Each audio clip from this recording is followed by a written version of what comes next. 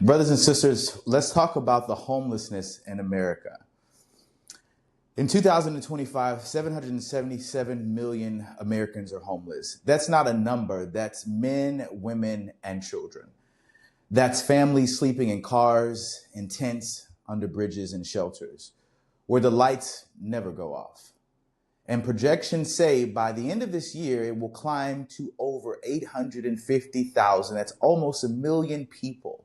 In the richest country, in the richest nation in the world, a country where billionaires who fly to space for fun, with skyscrapers that touch the clouds, with Wall Street's profits breaking records in the United States. And yet, we cannot keep a roof over the heads of our own people.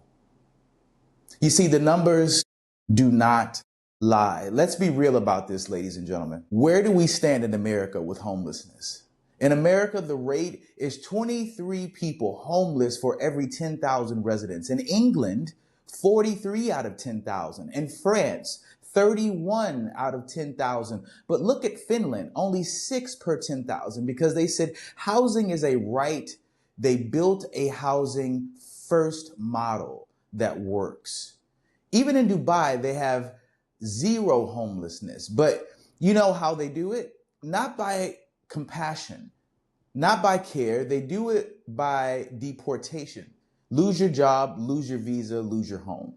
And they put you on a plane back to where you came from. That's not mercy, that's exclusion. So we're not talking about that model. So where does that leave America? Not in the worst in numbers, but absolutely the most visible, the most tragic, the most preventable crisis in the world, in the developed world, which is homelessness. Ladies and gentlemen, this is a serious pandemic. Homelessness needs to be addressed. Now let's peel back a little bit of this layer. Why is America drowning while Europe finds ways to stay afloat? It's because the safety net is shredded. No universal health care in America, which means 25 to 30% of people are on the streets with mental illnesses or addiction. They have nowhere to turn. No paid family leave. Families who's hit crisis have to choose between rent and medicine, between keeping the lights on and putting food on the table.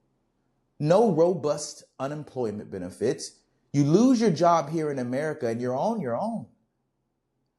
During COVID, evictions skyrocketed, kept millions away from housing.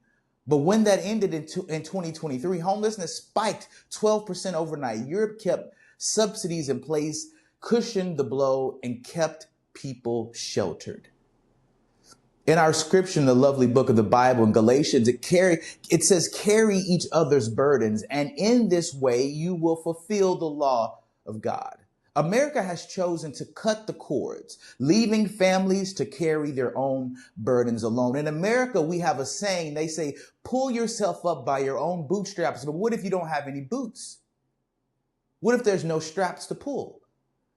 And let's not forget who feels the storm the hardest. In America, Black Americans are 3 times more likely to become homeless than our white counterparts.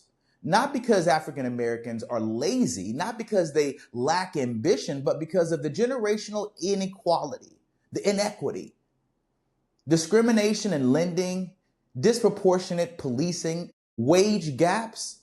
Meanwhile, in Finland and over in Europe, where housing is treated as a right, outcomes are equitable across groups.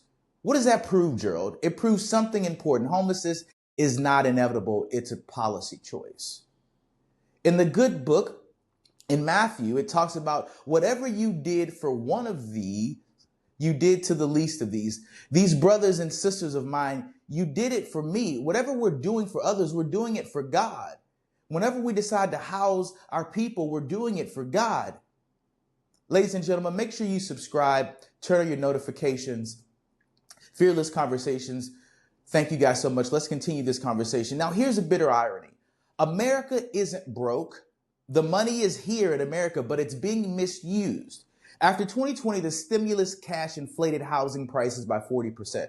With no supply of houses increase, the wealth saw their assets grow. Families saw their rent double. Defense budget, $900 billion a year. Housing programs, 70 billion a year. Europe invests 1 to 2% of their GDP into housing. The US 0.2. Europe coordinated $100 billion for housing between 2021 and 2027. Americans coordinated tax cuts, which gave away $2 trillion in tax cuts while people sleep on the freaking sidewalks.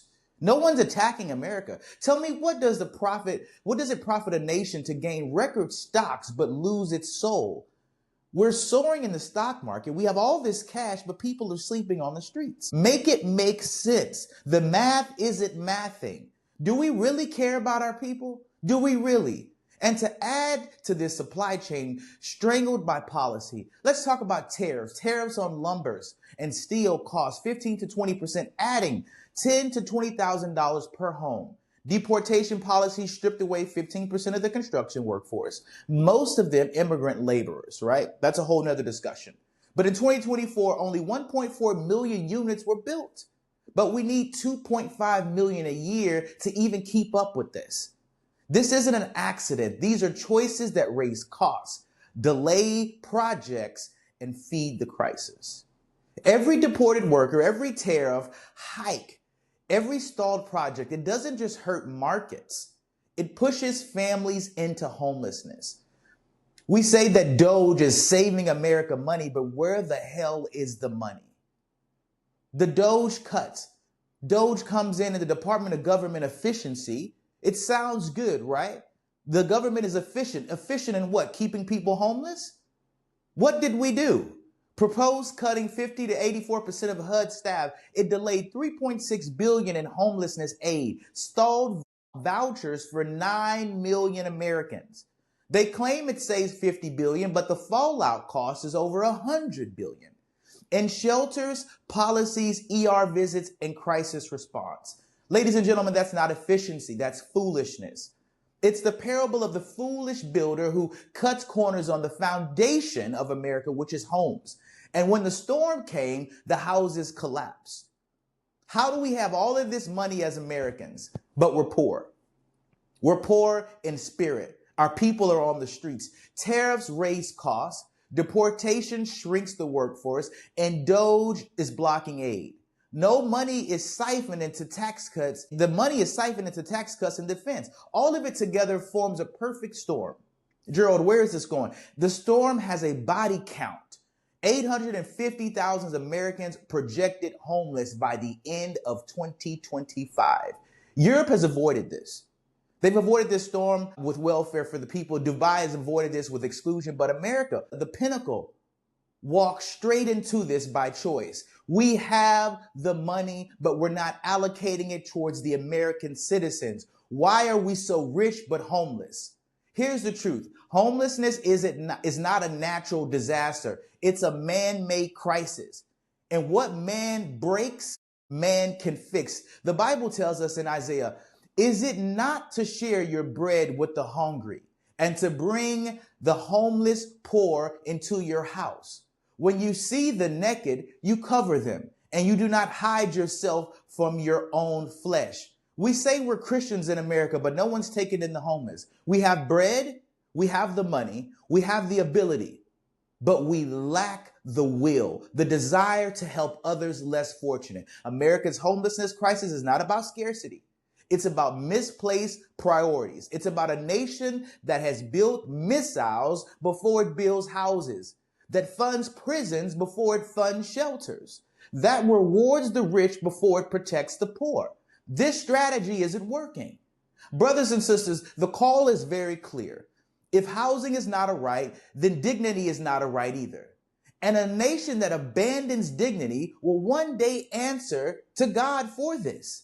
The question is this: will we fix the roof before the storm tears down the whole damn house of America? Or will we keep patching the leaks with excuses while our foundation of the society rots away?